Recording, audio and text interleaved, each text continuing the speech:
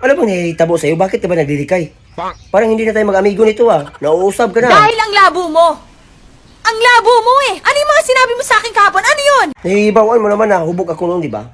At tayong dalawa pa yung nag-inom umay tayong dalawa. Ha? At yung inusapay natin, is dala lang yung kahubugan.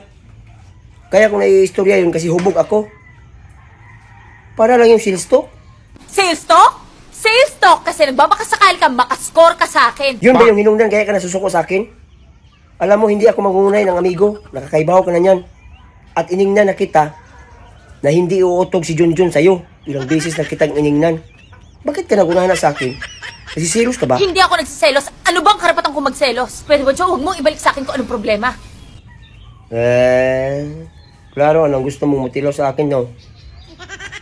Tingnan na kita na hindi to gagahi sa'yo, hindi to uutog. O gusto ka, suwag dula para basig gagahi. Hindi ko alam kung gagahi kasi ilang bisis na akong imagine sa'yo, hindi man talaga ito gagahi, oy. Suwag na lang, dulay kung nagsulay, wala pa man yung madulay, hindi mo god.